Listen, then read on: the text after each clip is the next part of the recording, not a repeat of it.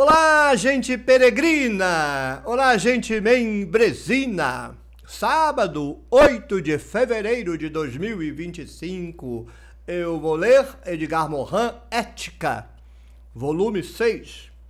Vou ler a página 80, 81 e 82. Essa parte, ética e política, é ruim de dividir. Ou ficam 2 vídeos maiores ou 3 menorzinhos. Muito complicado. Eu, a princípio, vou ler 3 páginas, o que vai me exigir fazer 2 vídeos pequenos depois ou um vídeo meio grande. Complicado, né? Mas vamos ver o que dá. Ética e Política, página 80 a 82. Chamemos de ponto de vista ético aquele que considera a vida boa com e para o outro nas instituições justas. Paul Ricoeur. Bem, então não há ética. Me diga uma instituição justa. Uma. Não existe instituição justa. Todas as instituições, todas, estão a serviço das classes dominantes. De modo que se ética envolve as instituições justas, não há ética no planeta. Não se pode separar nem confundir ética e política. Bem, do ponto de vista pragmático, ética é política, porque só há 3 câmaras pragmáticas: política, heurística, estética. Ética é política. Se você vai tratar a política como as relações institucionais de uma sociedade, político-institucionais, aí você não pode confundir. As grandes finalidades éticas exigem com frequência uma estratégia, ou seja, uma política, e a política exige um mínimo de meios e de finalidades éticas. Isso é puro discurso. A política se lixa para a ética. Se lixa. Na sociedade de classes, pensa-se em fazer o que tem que ser feito para beneficiar as classes dominantes, que se danem as classes dominadas. É assim. E a função dos palradores de asneira, os porta-vozes, é engambelar a população, no sentido de dizer que ferrá-las é o melhor para elas. Conversa fiada.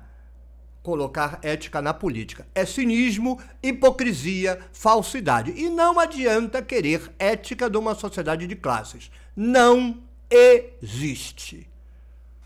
É uma utopia. A sociedade dominante se lixa para a ética.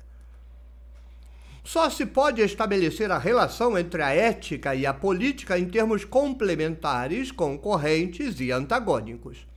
O antagonismo clássico entre a ética e a política atingiu o máximo de oposição entre Antígona e Creonte. Morin tem hora que a sua pena enche o saco. Ressuscitou na sua radicalidade em pleno totalitarismo do século XX. Vamos ver se alguma vez ele vai mencionar o Ocidente. Vamos ver, vou dar uma chance. Quando os jovens Skulls, isolados na Alemanha nazista triunfante, lançaram-se na resistência, e quando Solzhenitsyn e depois Sakharov desafiaram o gigantesco poder soviético em nome dos valores morais conspurcados. Ou seja, fala do nazismo, fala do que para ele é comunismo, mas nada, absolutamente nada do que o Ocidente faz na cara de todo mundo e parece ser muito ético. O divórcio reapareceu no século XXI. As intervenções, ocupações e repressões destroem as poucas regras magras instituídas para civilizar as guerras. O retorno da tortura é o indicador inequívoco de uma regressão bárbara no coração da civilização. Aqui, claramente, ele está fazendo referência à OTAN e aos Estados Unidos, mas não menciona. Menciona Solzhenitsyn, para todo mundo saber que está falando da União Soviética. Menciona a Alemanha nazista. Os maus têm nome, o Ocidente fica encoberto. Que pena que estamos fazendo isso. O antagonismo ético-político pode levar a diversos acordos, através dos quais a ética tenta conciliar com a força, ou seja, utilizá-la para os seus fins. Nesse caso, a ética é novamente remetida à escolha, à aposta, à estratégia. Não sei se eu entendi esse parágrafo aqui, não sei a que ele se refere de fato. Não se pode aceitar a dissolução da ética na política, que se torna então puro cinismo. Não se pode sonhar com uma política serva da ética. A complementaridade dialógica entre a ética e a política comporta a dificuldade, a incerteza e, às vezes, a contradição. Bem, nesse caso, tudo, né? Tudo, qualquer coisa comporta isso. Quanto mais a política atua no que uma sociedade tem de complexo, mais são imperiosos os imperativos éticos de liberdades e direitos. Quanto mais se degradam as solidariedades e comunidades, mais elas são necessárias.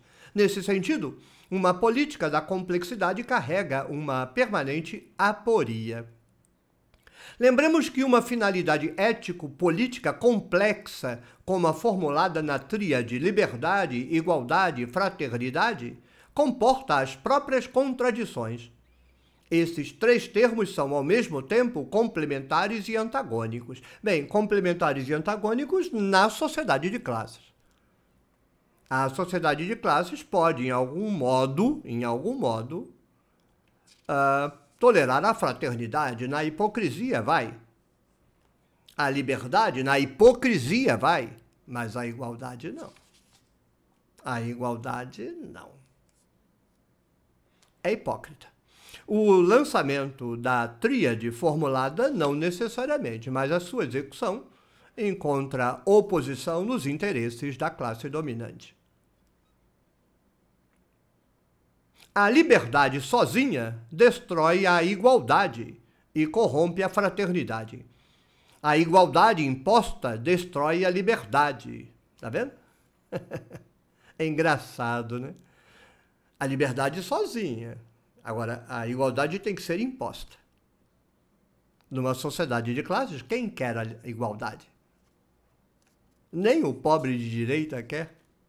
Ele acha que tá bom ele morar na favela e o rico ter $1 bilhão de dólar. A igualdade imposta destrói a liberdade sem reavaliar a fraternidade. Somente a fraternidade por si mesma pode contribuir para a liberdade e para a igualdade. Aqui virou um pregador. Morin aqui virou um delirante, utopista, moralista sem chão. A salvação é a fraternidade. Quando todos forem fraternos, como pregam os presidentes dos Estados Unidos, da França, da Alemanha, fraternidade, amai-vos. Morin, tem hora que eu fico constrangido de chamar você de gênio. Os princípios de autoética que analisaremos mais adiante têm validade suprema em política.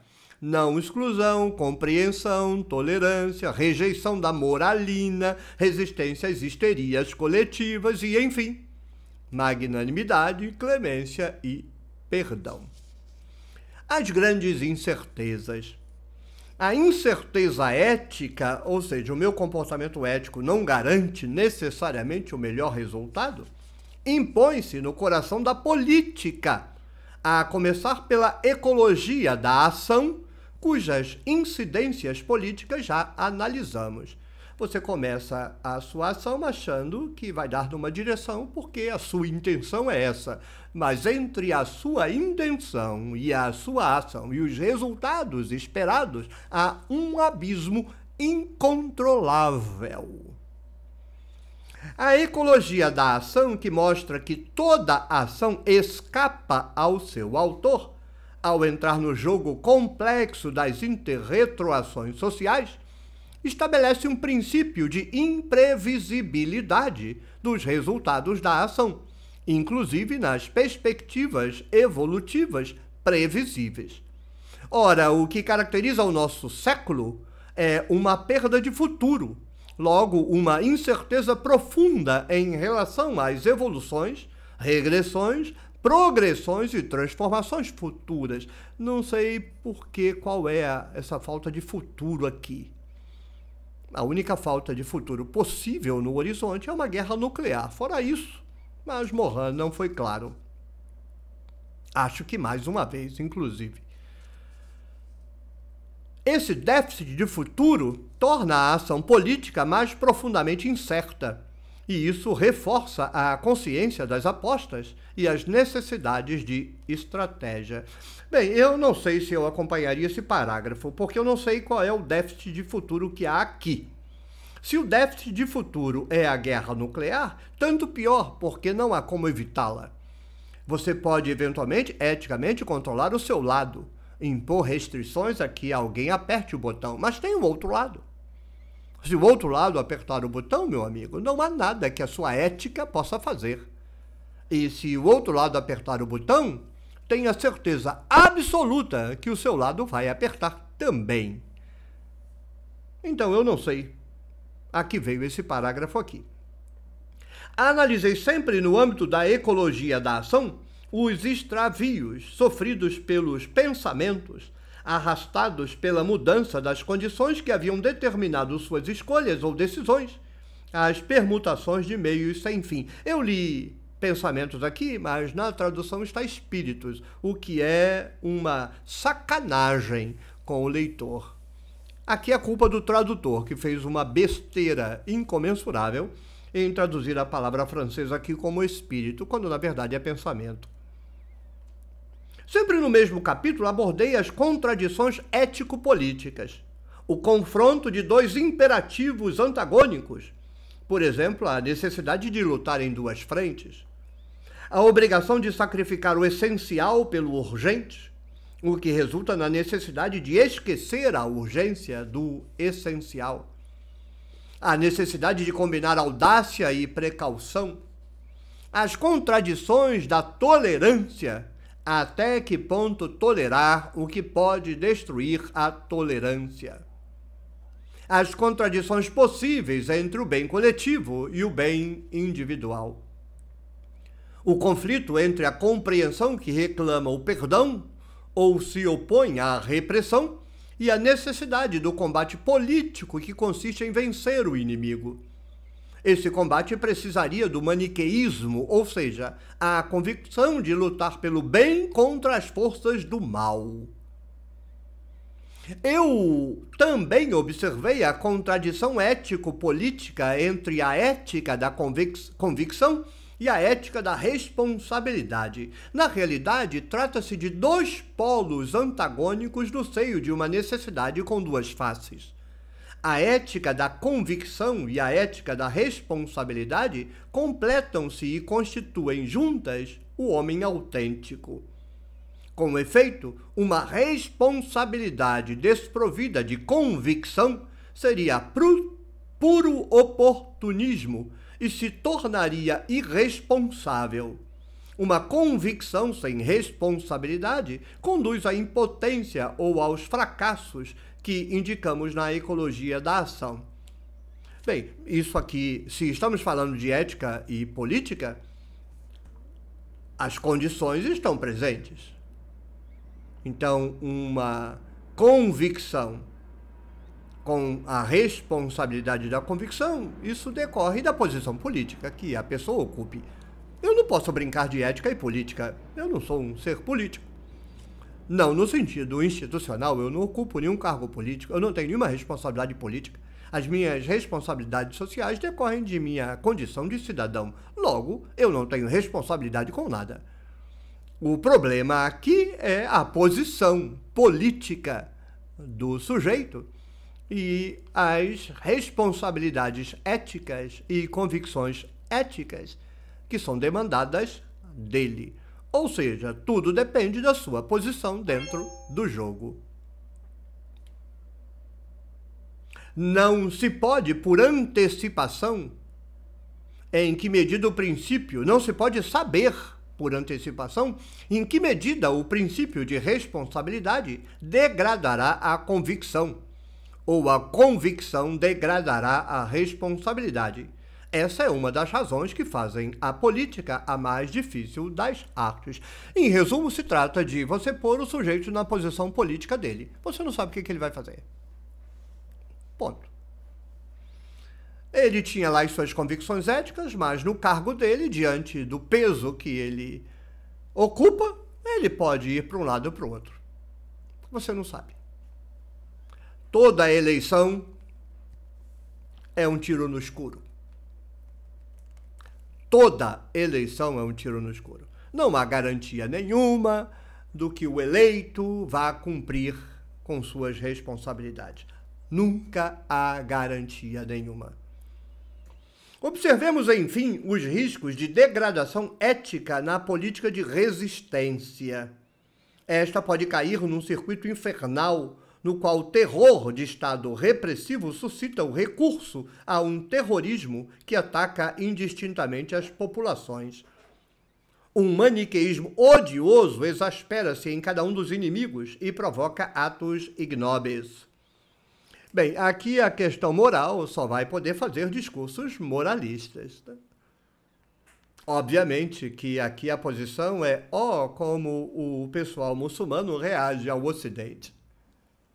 Não vimos nenhuma crítica explícita ao Ocidente. Nunca vi aqui crítica ao Ocidente. Mas tem o problema da ética da resistência. Vamos resistir, mas o limite é que morra os nossos. Como você vai resolver, Mohan, o problema? Tenham paciência e abaixem a cabeça, não resistam. Cada vez mais as resistências comportam um elemento terrorista. Bem, a expressão terrorista é sempre usada pela classe dominante para as reações compreensíveis e, eu direi, legítimas à violência que o Ocidente perpetra contra as populações invadidas. Não há exceção. Todo ato chamado terrorista no Ocidente é a reação de um grupo político, de uma população violentada, invadida, abusada, vítima de genocídio por parte do Ocidente ético, que em retaliação classifica a resistência como terrorista. Jesus era terrorista. Roma o matou. Mas, quando este se torna o componente essencial, então a gradação moral do opressor entrou na alma do resistente. Isso aqui é ridículo. Ridículo, Mohan. Ridículo. Mas é o que há, né? Afinal de contas, você está na França, os terroristas estão aí batendo as portas, todo francês se borra de medo. Fazer o quê? Então é compreensível, mas não queira minha solidariedade nesse maniqueísmo. Quando eu ler no seu texto uma crítica tão virulenta e violenta, chamando de opressor o Ocidente, como acaba de chamar de opressor o resistente que perde, ele perdeu a estribeira. Ele resistia, mas agora ele virou um terrorista malévolo, perverso, perdido, mau. Eu não tenho mais 15 anos, não. Mohan tem certa hora que me dá constrangimento. Se você gostou, clique no joinha, deixe o seu comentário, compartilhe o vídeo com a sua rede de contatos, torne-se membro do Clube de Membros da Tenda do Necromante e apoie o meu projeto de tradução da Bíblia, www.nossabiblialivre.com. e apoia-se/Nossa Bíblia Livre. E eu pergunto a você, você saberia me dizer nos comentários quantos apoiadores o meu projeto de tradução da Bíblia tem no momento em que você assiste a esse vídeo? Diga para mim aí, professor, hoje, dia tal, temos 580 apoiadores, 590, 650. No momento em que eu estou gravando, tem 541. Me diga aí, aumentou, diminuiu ou estamos na mesma? Tchau, tchau. Até o próximo vídeo. Até a próxima rodada de café.